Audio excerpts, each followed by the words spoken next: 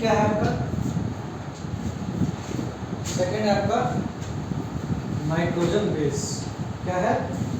Nitrogen base.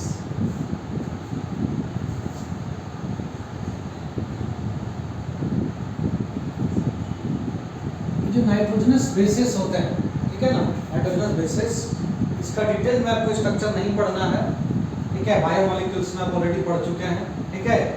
बस आपको समझना है कि कौन कौन से नाइट्रोजन बेसिस हैं और कैसे जो है शुगर के साथ में अटैच होता है। तो यहाँ पर ध्यान से समझिए। देखिए यहाँ पर आपको 5 नाइट्रोजन बेसिस देखना है ना। पहला हो गया क्या? एडेनिन।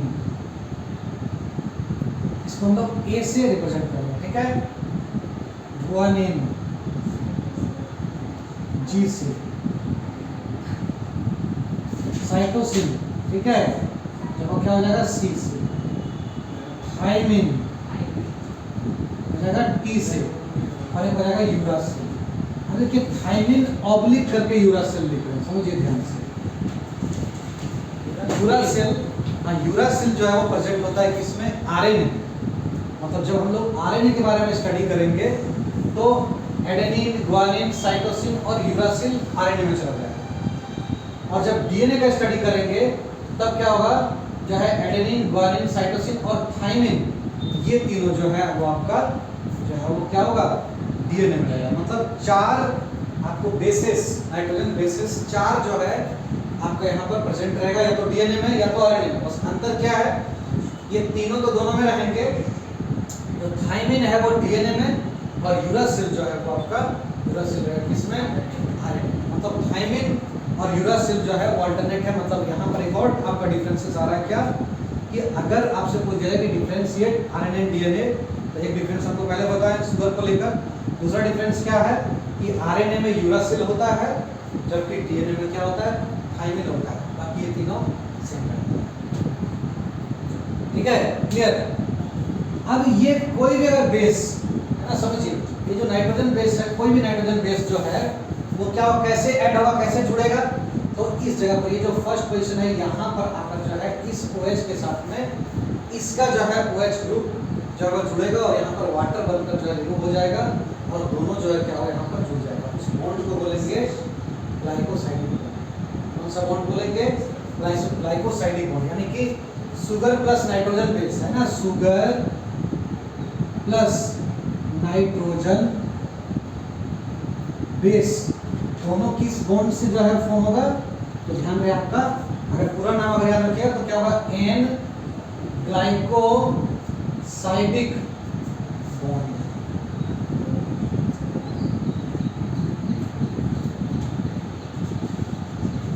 इससे होगा एन ग्लाइकोसाइडिक बॉन्ड से ये दोनों जुड़ेगा। क्लियर? कोई दिक्कत इसमें? ठीक है, पक्का? अब ध्यान दीजिए, जब ये शुगर और नाइट्रोजन बेस आपस में जुड़ गया किस जगह पर? मान लीजिए इस जगह पर। तो अब ये शुगर में यहाँ पर हम लोग क्या किए? एक नाइट्रोजन बेस जोड़ दिए, कोई भी, मान लीजिए एडेनिन यहाँ पर जोड़ दिए। क्लियर? तब ये शुगर नहीं रहा। जब शुगर के साथ में नाइट्रोजन बेस जुड़ गया तो ये क्या हो गया? बताइए। ये तो बॉन्ड है, ग्लाइकोसाइडिक बॉन्ड से जुड़ रहा है।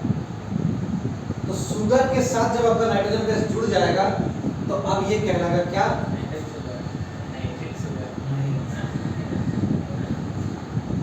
क्या कहलाएगा? अब ये कहलाएगा, समझिए, न्यूक्लियो, समझिए, ये न्यूक्लियोसाइड कहलाएगा। क्या कहलाएगा? न्यूक्लियोसाइड। न्यूक्लियोटाइड नहीं, न्यूक्लियोसाइड, ठीक है। और अगर न्यूक्लियोसाइड में अगर एडेनिन आ गया है नंबर, तो इस न्यूक्लियोसाइड का नाम हो जाएगा क्या? एडिनोसाइन। क्या हो जाएगा? एडिनोसाइन। पहले क्या था? एडेनिन। तो एडेनिन, गुआनिन, साइटोसिन, थाइमिन अगर ऐसा बोले तो आप समझिए कि ये क्या है? नाइट्रोजन बेसिस है। लेकिन जब ये शुगर के साथ मिल गया तब ये न्यूक्लियोसाइड हो गया। अभी नाइट्रोजन बेस नहीं रहा, अब ये दोनों मिलकर क्या बना लिया? अब ये शुगर और नाइट्रोजन में दोनों मिलकर बना लिया न्यूक्लियोसाइड। क्लियर? आया ना?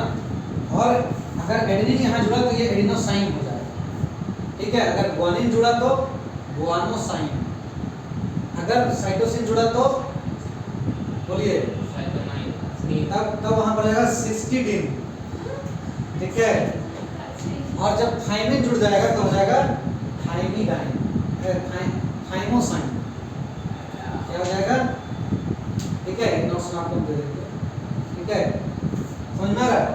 तो जैसे यहाँ पर जुड़ेगा वो, मतलब ये बताना क्यों जरूरी है, अगर मान लीजिए आपको एग्जाम में दे दिया कि डिफरेंशिएट एडेनिन विद एडिनोसाइन, तो आप क्या बोल सकते हैं कि एडेनिन जो है इट्स अ नाइट्रोजन बेस और एडिनोसाइन क्या है, इट्स अ न्यूक्लियोसाइड। कोई दिक्कत इसमें, क्लियर।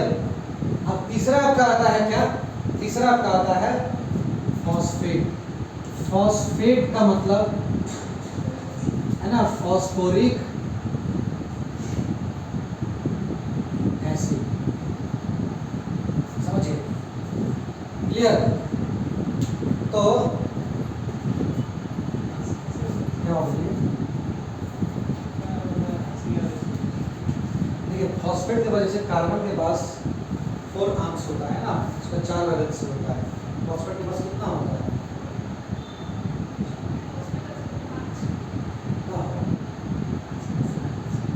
खास करके हम बात करेंगे जैसे फॉस्फोरस के बारे में, तो फॉस्फोरस से आपका फॉस्फोरिक एसिड बन रहा है या फॉस्फेट बन रहा है, तो फॉस्फोरस का जो है कितना वैलेंसी होता है,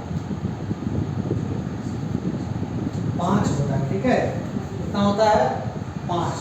तो इसको 5 बॉन्ड चाहिए, समझिए। तो 4 होगा,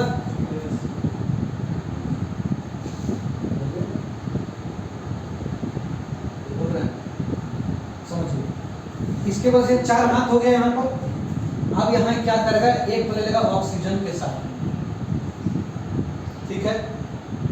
बाकी जो यहाँ पर आ जाएगा OH, यहाँ पर आ जाएगा क्या OH, यहाँ पर क्या आ जाएगा OH। समझ में आया, कोई दिक्कत, क्लियर।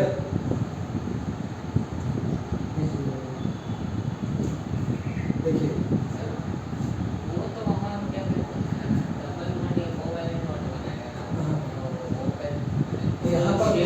दो हुआ ना, दोनों शेयर कर रहे हैं, हाँ शेयर कर रहे हैं, यहाँ 2 हो गया, 1 3 1 4 1 5। जैसे कार्बन के साथ आप 4 हैंड इस तरह से दिखाते हैं ना, तो फॉस्फोरस का क्या है 5 हैंड यहाँ पर, समझ में आया कि नहीं आया। तो इसके साथ देखिए OH जुड़ा हुआ है, या इसके साथ OH, यहाँ इसके साथ OH, लेकिन ऑक्सीजन देखिए यहाँ OH है, तो ऑक्सीजन का 2 वैलेंसी कैसे सेटिस्फाई हो रहा है, ऑक्सीजन एक इसके साथ बाइंड कर रहा है और एक हाइड्रोजन के साथ कर रहा है। तो ऑक्सीजन का जो है 2 वैलेंसी हो रहा है ना, तो ऑक्सीजन का वैलेंसी सेटिस्फाई हो रहा है, यहाँ पर भी सेटिस्फाई हो रहा है, OH यहाँ पर भी सेटिस्फाई, तो इसके फॉस्फोरस के साथ एक आ रहा है। लेकिन यहाँ पर क्या रहा, हाइड्रोजन यहाँ से रिलीज हो गया है, यहाँ केवल ऑक्सीजन बचा है, तो ऑक्सीजन क्या कर रहा है, फॉस्फोरस के साथ 2 वैलेंसी, मतलब जो आपका 2 इलेक्ट्रॉन शेयर कर रहा है। तो इस तरीके से आप फॉस्फोरिक एसिड या फॉस्फेट को आप दिखाते हैं, इसमें क्लियर है। देखिए अब इसका क्या रोल है, तो ये आपका कैसे यहाँ पर आके जुड़ेगा, तो इस जगह पर जो OH है आपका, समझिए, और यहाँ पर इसका जो OH है, ठीक है, समझिएगा। तो इस तरह से आपका P आ रहा है,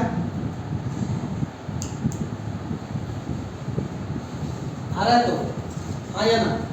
अब देखिए इसका जो OH है, इसका जो OH है, यहाँ से क्या होगा, जो है वाटर आपका रिमूव हो जाएगा, वाटर यहाँ पर रिमूव होगा, समझिए ध्यान से, क्योंकि बीच में यहाँ पर मिटाएंगे, यहाँ तक समझ में आया, तो कोई दिक्कत।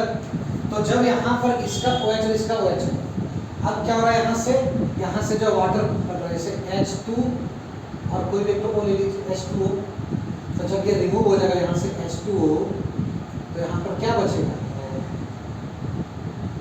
इसका तो O है, क्या बचेगा, ये इस तरह से बचेगा ना, हाँ या ना, क्लियर, कोई दिक्कत, पक्का। तो देखिए जब फॉस्फेट या फॉस्फोरिक एसिड शुगर के साथ बाइंड कर रहा है, किस जगह पर, 5' पॉइंट पर, या पर क्या कार्बन का 5' पॉइंट है, तो सर केमिस्ट्री पढ़ाने लगे, पार हो रहा है, तो इजी, इसमें कुछ केमिस्ट्री नहीं, एकदम इजी थिंग है, समझ में आया। तो अब देखिए ये जब यहाँ पर ये जुट गया, क्या फॉस्फेट जुट गया, कैसे जुटा, कैसे वो ज्वाइन हुआ, क्योंकि वहां से वाटर रिमूव हो रहा है, और इसके बाद यहाँ पर जो बॉन्ड बनता है, यहाँ पर जो बॉन्ड बनता है उसको बोलते हैं कौन सा बॉन्ड, इसको बोलते हैं एस्टर बॉन्ड। क्या बोलते हैं? एस्टर। जब कोई एसिड, सुनिए एक कॉमन चीज समझ लीजिए, जब कोई आपका जो है एसिड शुगर के साथ बॉन्ड बना रहा है तो आपका एस्टर बॉन्ड हो जाएगा। ठीक है, क्लियर? जब कोई मान लीजिए कि शुगर में कोई बॉन्ड बन रहा है, ग्लाइकोसाइडिक बॉन्ड, ठीक है, यहाँ शुगर नाइट्रोजन बेस के साथ बॉन्ड कर रहा है तो आपका हो गया क्या? Glycosidic bond. ठीक है, जब कोई अमीनो एसिड किसी अमीनो एसिड के साथ बॉन्ड करेगा, पेप्टाइड बॉन्ड हो जाएगा। तो प्रोटीन से रिलेटेड है पेप्टाइड बॉन्ड, ग्लूकोज यानी कि आपका कार्बोहाइड्रेट या आपका शुगर से रिलेटेड है ग्लाइकोसाइडिक बॉन्ड, और एसिड से रिलेटेड है आपका एस्टर बॉन्ड। याद रहेगा सबका? इतना में बायोलॉजी में काम चलते हैं। बायोलॉजी यहाँ तक समझ में आया कि नहीं आया? तो अब जब इसके पास तीनों आ गया तो अब ये न्यूक्लियोसाइड नहीं रहा, है ना? अब ये क्या हो गया? अब हो गया न्यूक्लियोटाइड।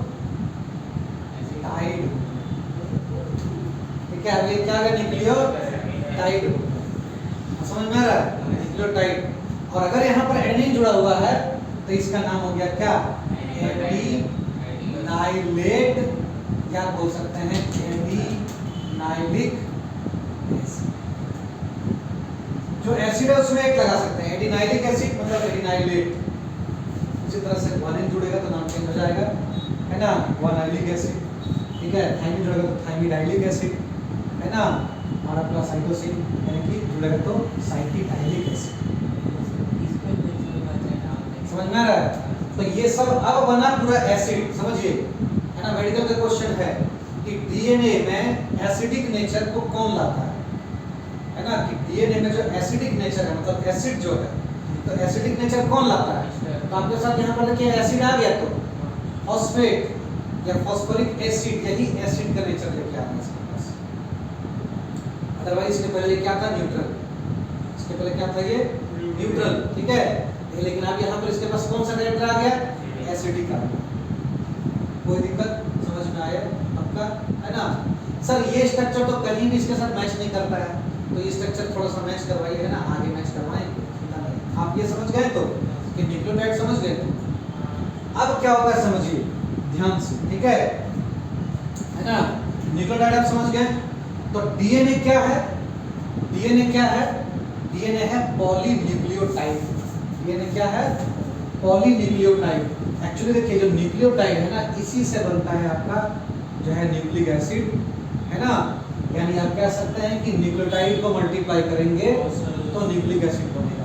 मतलब अगर मान लीजिए बहुत सारा मतलब पॉलीन्यूक्लियोटाइड, पॉलीन्यूक्लियोटाइड। अब एक न्यूक्लियोटाइड आप समझ गए तो पॉली को जोड़ दीजिए, मतलब मेरी न्यूक्लियोटाइड को आपस में जोड़ दीजिए तो आपका तैयार हो जाएगा क्या? Nucleic acid. और उस न्यूक्लिक एसिड में अगर डीऑक्सीराइबोज शुगर है ना, 2' पर हटा हुआ है ऑक्सीजन, तो वो डीएनए बना देगा।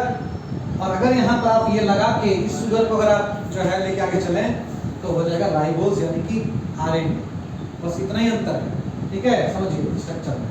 तो आगे जो है हम आपको बता रहे हैं कि कैसे जो है वो आपका ये वाला स्ट्रक्चर कैसे आता है वो बताएंगे। यहाँ तक समझ में आया? कुछ उतारना है जल्दी से उतार फटाफट। ठीक है।